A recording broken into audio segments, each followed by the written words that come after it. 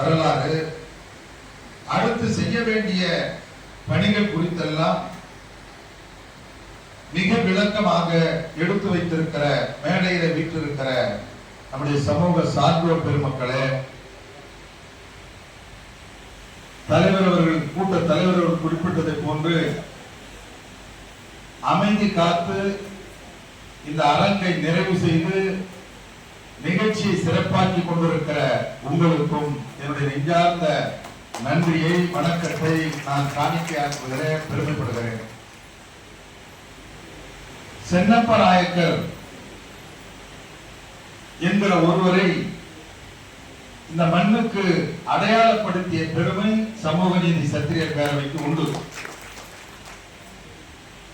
இந்த காலையில 7:30 மணி சன் தொலைக்காட்சி செய்தியில இன்று சென்னை தினம் என்று சொல்லிவிட்டு விஜயநகர பேரரசு மன்னர்களிடமிருந்து ஆங்கிலேயர்கள் பெற்ற இடத்தில் ஆகஸ்ட் 22ஆம் தேதி போடப்பட்ட ஒப்பந்தத்தின் அடிப்படையில் ஏற்படுத்தப்பட்ட நகரம் சென்னை என்று காலை 7:30 மணி செய்தியில் சொன்னார்கள்.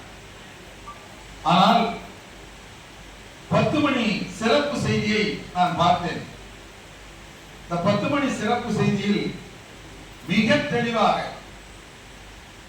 வெங்கடாப்ப நாயக்கர் கொடுத்த இடத்தில் ஆங்கிலேயர்களால் உருவாக்கப்பட்ட நகரம் சென்னை பட்டணம் என்பதை சொல்லி அதில் சிறப்பு என்னவென்று சொன்னால், அந்த சென்னப்ப நாயக்கருடைய படம் இங்க இருக்கிறது, நம்மால் உருவாக்கப்பட்ட படம். இதை தெளிவாக சன் தொலைக்காட்சியில் காட்டினார். அதுதான் இன்றைய கூட்டத்திற்கான வெற்றி, சிறப்பு, மகிழ்ச்சி. அடுத்த கட்டத்தில் எல்லா தொலைக்காட்சிகளும் நாளேடுகளும் இதை ஏற்றுக்கொள்ளக்கூடிய சூழ்நிலைக்கு ஆளாக்கப்படுவார்கள். இங்க சில பேர் பேசுகிற போது கருத்துக்களை சொன்னார்கள். பல பத்திரிகைகளிலே இந்த செய்திகள் தவறாக வெளியிடப்படுகிறது. வரலாறே தவறாகத்தான் பிரித்திருக்கிறார்கள். நாயக்கர் என்பதை நாயுடு என்று பிரித்து, நாயக்கர் கொடுத்ததை நாயுடு கொடுத்தார்கள், ஆகவே விஜயநகர பேரரசு நாயுடுகளிடமிருந்து பெற்றார்கள் என்று தவறான செய்தியை பதிவு செய்திருக்கிறார். 1600 வாக்கிற கட்சிக்காரர்கள் தான் முதல்ல வர்றாங்க பாலக்காடு வழியாக. அவர்கள் பழவேற்காடு துறைமுகத்தையும் சதுரங்கப்பட்டினம் துறைமுகத்தையும் தன்னுடைய ஆளுமைக்கு வைத்துக் கொண்டு வியாபாரம் பார்க்கிறாங்க. அதன் பிறகு 22 ஆண்டு கழித்து ஆங்கிலேயன் கிழக்கிந்திய கம்பெனி வருது. அவன் வியாபாரம் பண்றதுக்கு இடத்தை பார்க்கிறான், துறைமுகம் இல்லை. பழவேற்காடுக்கு மேல இருக்கிற ஆறுமுகம் என்ற துறைமுகத்துல அவன் வியாபாரம் பண்ண தொடங்குறான். அவர்களால கட்சிக்காரர்களோடு போட்டி போட்டு அவன் வியாபாரம் பண்ண முடியாத காரணத்தினால் தெற்கு வந்து மாதரசம் பட்டணத்துல ஒரு நகரத்தை உருவாக்க வேண்டும், அந்த ஒரு துறைமுகத்தை உருவாக்க வேண்டும் என்று முயற்சித்து இந்த இடம் யாருன்னு பார்க்கிறான். அப்பதான் காஞ்சிபுரத்துக்கு அருகாமையில் இருக்கிற தாமலை தலைநகராக கொண்ட அரசன் சென்னப்ப நாயக்கருடைய வாரிசுகள் இருக்கிறார்கள். அவர்களுடைய ஆளுமையின் கீழ் தான் இந்த மாதரசன் பட்டணம் இருக்கிறது என்பதை அறிந்து கொண்டு அவர்களை அணுகி 1623ஆம் ஆண்டு ஆகஸ்ட் மாதம் 22ஆம் தேதி இடத்தை வாங்கி ஒப்பந்தம் போடுறான்.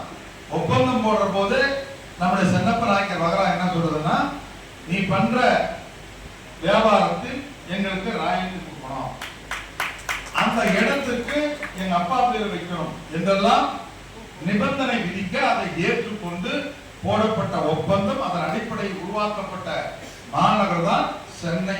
சென்னை என்பது சென்னப்ப நாயக்கர் பட்டணம் தான். இது வரலாற்று ரீதியாகவே தெரிவு செய்யப்பட்டிருக்கிறது. அதைத்தான் ஒரு 4-5 ஆண்டுகளுக்கு முன்னாடி இந்த நிகழ்ச்சியை தொடங்குற பொழுது சென்னை என்பது சென்னையில பூர்வீக குடிகள் வன்னியர்கள் தான். அதனால்தான் நம்ம சொத்து தான் அதிகம். அது ஆளவந்தாரா, ஆயிரங்காணி ஆளவந்தார் இடமா இருந்தாலும் சரி, சென்னப்ப நாயக்கர் இடமா இருந்தாலும் சரி, நம்முடைய ஆதிகேசன் நாயக்கரா இருந்தாலும் சரி, எல்லாமே பூர்வீக குடிகள் சென்னையில வன்னியர்கள் தான்.